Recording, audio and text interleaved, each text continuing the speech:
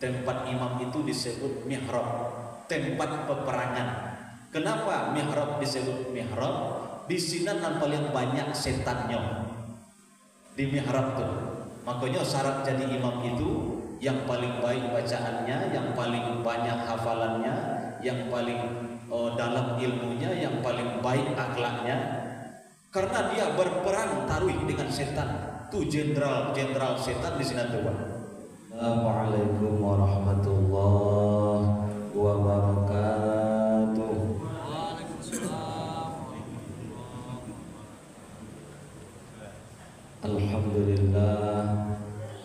Alhamdulillahillazi ahyana ba'dama amatana wa ilaihin nusyur.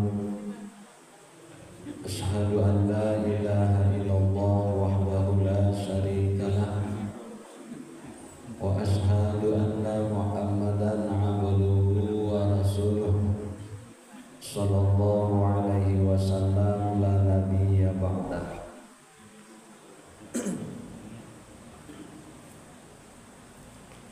Fasma'u ma qala Allah ta'ala fil Qur'anil Karim. A'udzu billahi minasy syaithanir rajim. Bismillahirrahmanirrahim. Ihdinas siratal mustaqim. Wa fi ayatil ukhra falyanzur ayyuha azka ta'aman. Shadaqallahul azim. Yang kita hormati pengurus Pasaman Islamic Center Masjid Agung Al-Muttaqin beserta perangkat pengurus lainnya, yang kita hormati Bapak Ibu jamaah sholat subuh, umumnya kita yang hadir.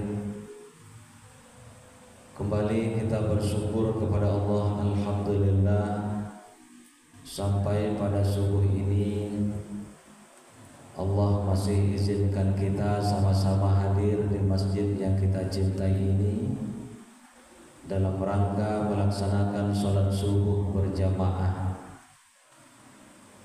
Tidak ada ungkapan atau kalimat yang bisa kita ucapkan pada subuh ini melainkan rasa syukur kita kepada Allah Subhanahu wa ta'ala.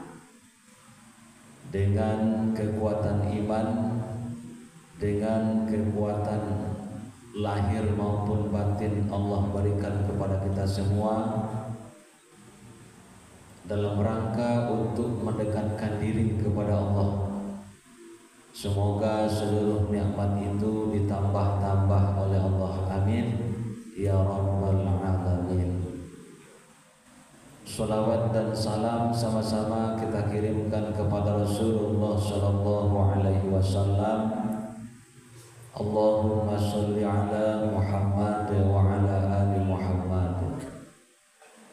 Bapak Ibu jamaah salat subuh yang dirahmati Allah, kita lanjutkan kajian tafsir kita. Pada minggu yang lalu kita sudah sampai pada ayat yang ke-6 surat Al-Fatihah. Masih pada surat yang Al-Fatihah, lanjutannya pada subuh ini. Al-Fatihah pada ayat yang ke-6, setiap sholat selalu kita baca dan itu menjadikan rukun dalam sholat. La sholata liman lam yaqra' bi fatihatil kitab. Tidak sah sholatnya jika kita tidak membaca Al-Fatihah. Itu kita ulang, kita baca setiap sholat 17 rakaat, sholat 5 waktu sehari semalam yang wajib, apalagi ditambah dengan sholat sunat. Selalu kita minta kepada Allah, ihdinas siratal mustaqim. Ya Allah, tunjukilah kami jalan yang lurus. tunjukilah kami jalan yang benar, bimbinglah kami, arahkanlah kami kepada jalan yang Engkau ridhoi. Kemarin sudah kami sampaikan minggu yang lalu dalam tafsir Shawi kita baca bahwa ihdina itu ad-dinul Islam, jalan untuk melaksanakan syariat Islam agar selalu dimudahkan, diringankan oleh Allah. Kita minta hidayah kepada Allah. Di akhir pertemuan minggu yang lalu kita ceritakan ada cerita kisah dalam Quran itu yang setiap Kamis malam, setiap malam Jumat kita selalu berjamaah di sini membaca surat Al-Kahfi. Itu luar biasa ceritanya Bapak Ibu. Pemuda yang terjebak di dalam goa selama 309 tahun. Sebahagian riwayat mengatakan lebih dari 300 tahun. Mereka tertidur atau ditidurkan oleh Allah. Hanya cahaya sedikit dari goa itu, tetapi karena Allah yang menidurkan mereka sehingga tidur itu nikmat, tidak terasa waktu sudah 300 tahun lebih. Ini ceritanya memang betul dalam Quran, bukan dalam hadis, tapi Quran langsung yang menceritakan. Artinya apa? Jika Quran yang bercerita itu tingkat kesohihannya, tingkat kebenarannya mutawatir, tidak diragukan lagi. Oleh karena itu Bapak Ibu, pemuda yang 7 orang itu ditambah seekor anjing yang terjebak di dalam goa karena dikejar oleh pasukan elit. Mereka bersembunyi di dalam goa, lalu Allah tidurkan lebih 300 tahun. Di dalam ayat kita baca, sering kita berjamaah membaca surat Al-Kahfi itu, pada ayat yang ke-19, 13, 16 itu Allah katakan wazidnahum huda. Mereka adalah pemuda yang ditambah-tambah oleh Allah hidayah.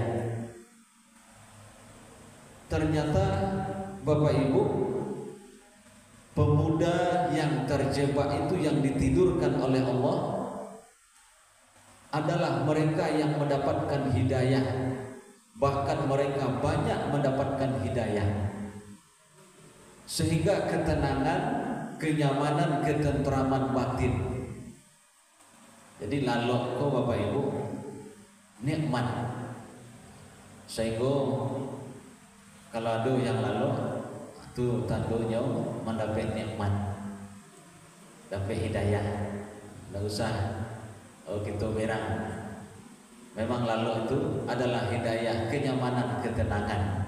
Jadi kalau nak lalu biasalah tentulah dapat hidayah, ketenangan, nikmat. Memang begitulah. Pemuda Ashabul Kahfi 300 tahun lebih dia hidayah, dia nikmat, tidur. Sehingga di saat bangun pemuda aku tadi bertanya ke kawannya dalam surat Al-Kahfi itu ayat 16-17, kam labistum, barala moyawa di siku, berapa lamakah kita dalam goa ini? Mengecek kawannya, kita baru setengah hari. Menjawab lo yang lain, kita baru sehari. Di bolonan lain kini ndak itu cerita dong, perut lapar, carilah makanan keluar, carilah makanan ke kampung, ke negeri yang lain. Sepakat mereka yang 7 orang pemuda ini dalam ayat kita baca dalam surat Al-Kahfi itu, falyanzur ayyuha azka ta'aman, ko pesannya kepada kawannya salah satu, pailah cari makanan, ko pitih. Apa pesannya? Falyanzur ayyuha azka ta'aman, carilah makanan azka, yang suci, yang bersih. Itu pesannya. Carilah makanan yang baik. Indah dan lama dong. Nah, kok pesannya Bapak Ibu, carilah makanan yang baik, yang suci, yang bersih. Azka itu zakat dalam bahasa Arab, sehingga muncul kalimat zakat. Yang suci, yang bersih. Indah dan lama pesannya. Nah, kalau di awal kan kalau kamu cari makan kok di mana lama? Nah, itu rupanya Bapak Ibu, lama ndak lama itu ndak penting. Nyo sama-sama kanyang. Yang penting itu adalah yang suci, yang bersih. Ternyata Bapak Ibu, faktor utama hidayah itu adalah dari makanan. Kok pentingnya kita memilah makanan dan masuk. Jangan sembarang makan, karena hidayah gak kita minta. Nggak akan mungkin hidayah dapat, tapi makanan nggak selektif, nggak kita pilih. Nah, jadi ini luar biasa pesan dalam cerita Ashabul Kahfi itu. Makan yang bersih, yang baik, yang suci. Indah lama dong.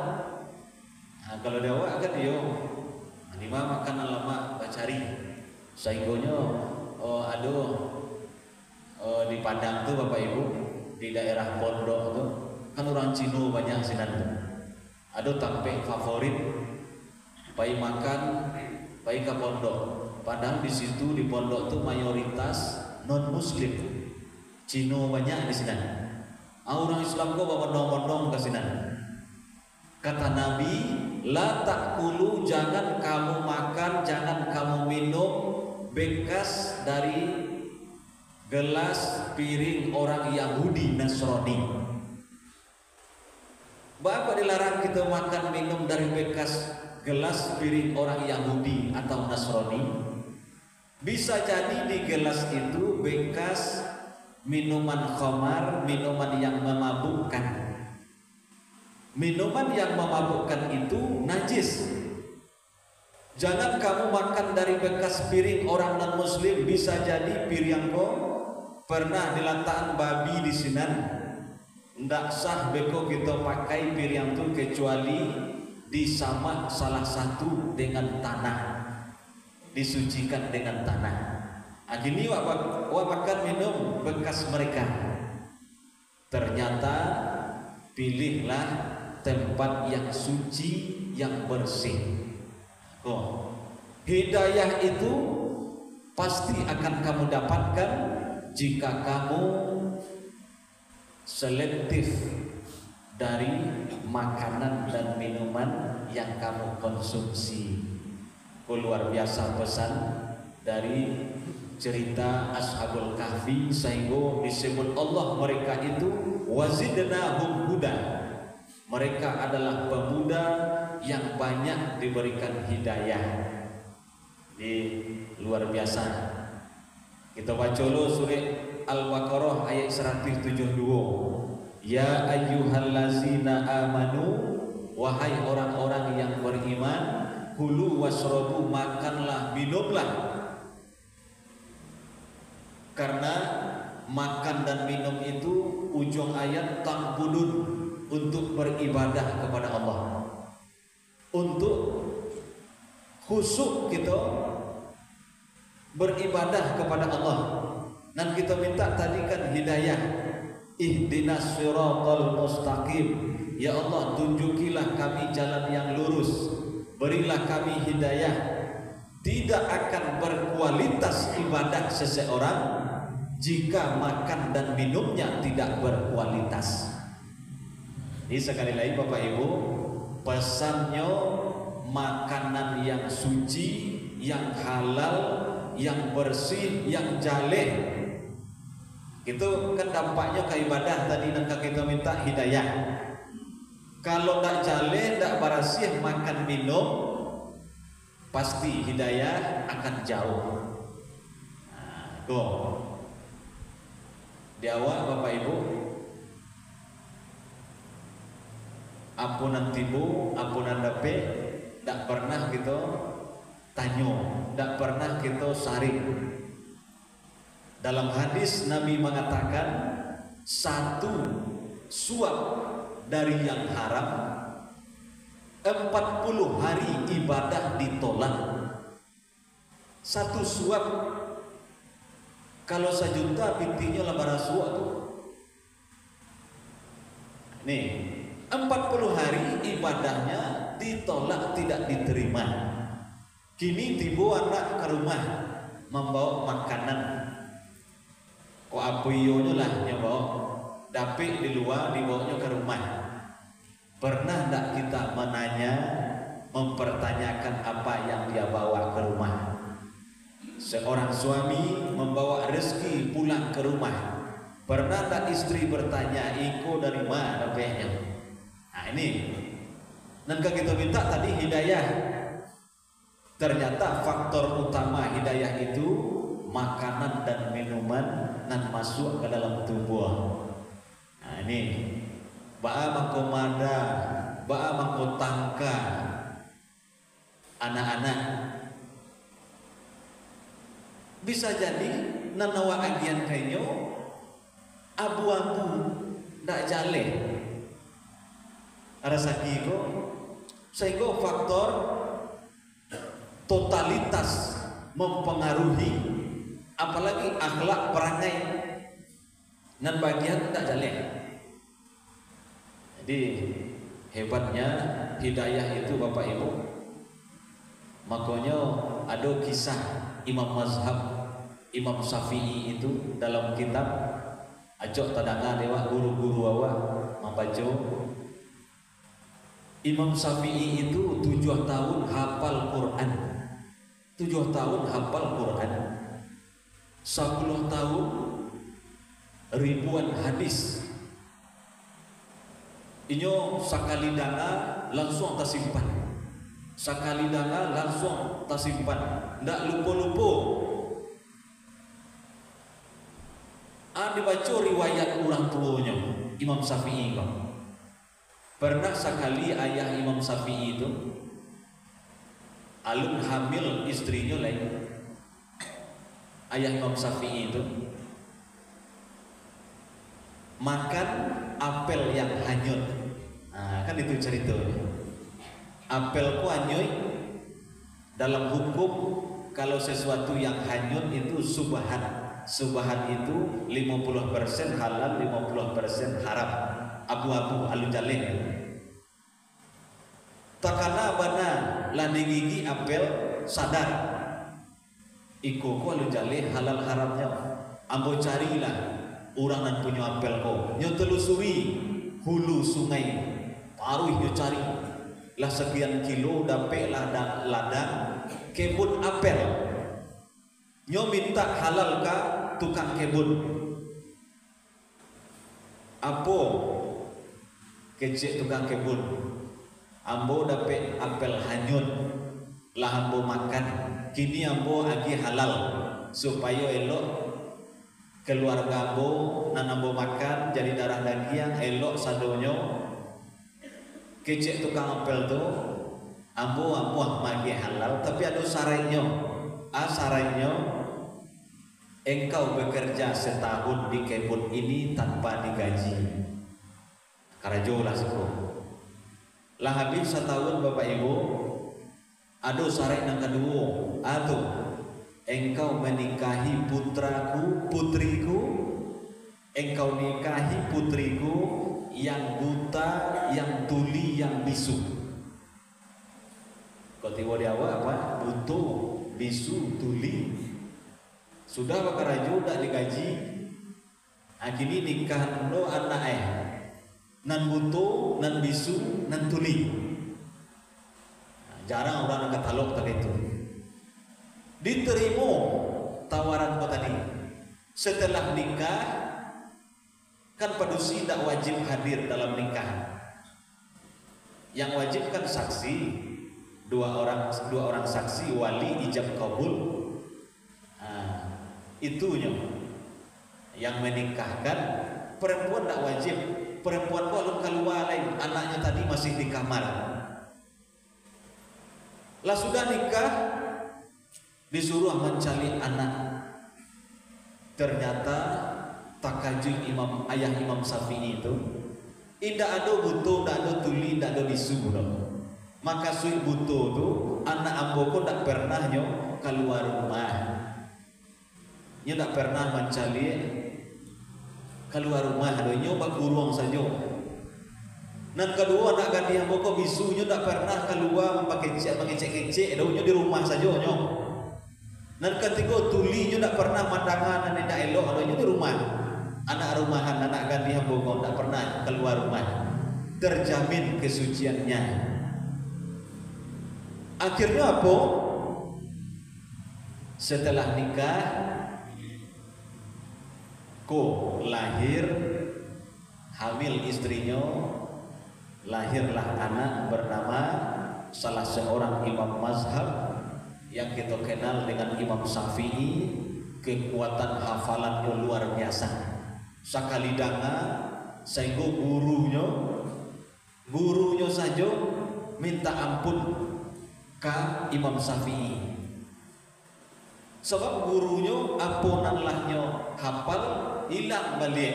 Tiba Imam Syafi'i ndaknya baca nyodanga saja langsung lengket. Umur 7 tahun hafal Quran, ribuan hadis. Luar biasanya kekuatan kecerdasan Imam Syafi'i tadi. Ternyata orang tuanya sangat selektif dengan apa yang dikonsumsi, apa yang dimakan. Faktor utama hidayah itu adalah salah satunya makanan, minuman, dan kawa konsumsi. Jadi kalau kita baca lo ayat lain Bapak Ibu, surat Ali Imran ayat 37, perempuan yang banyak mendapatkan hidayah itu adalah Siti Maryam. Bahwa Maryam disebut perempuan yang dapat hidayah sebab Maryam itu ada punya mihrab. Mihrab itu kamar. Nah, di sinannya tidak keluar dari kamar. Dan mantan makanan malaikat Jibril. Itu dalam ceritanya inyo melahirkan Nabi Isa itu tanpa suami Maryam. Allah berkehendak Maryam di kamar itu disebut mihrab. Asal katanya haroba, artinya perang. Makanya disebut mihrab. Masjid musola itu tempat imam itu disebut mihrab, tempat peperangan. Kenapa mihrab disebut mihrab? Di sini yang paling banyak setannya di mihrab tuh. Makanya syarat jadi imam itu yang paling baik bacaannya, yang paling banyak hafalannya, yang paling dalam ilmunya, yang paling baik akhlaknya. Karena dia berperang taruh dengan setan. Tuh jenderal setan di sini tuh. Bapak disuruh sah itu di muka ikut gitu lawan gitu jenderal luar biasa. Tapi kalau awak milih sah di belakang itu tak bakal raju setan bawah. Sebab perang awak tidak mari itu. Jadi imam itu satu harinya berperang. Makanya tidak salah Bapak Ibu kalau ada imam yang lupa bacaannya padahal hafalnya, memang tampil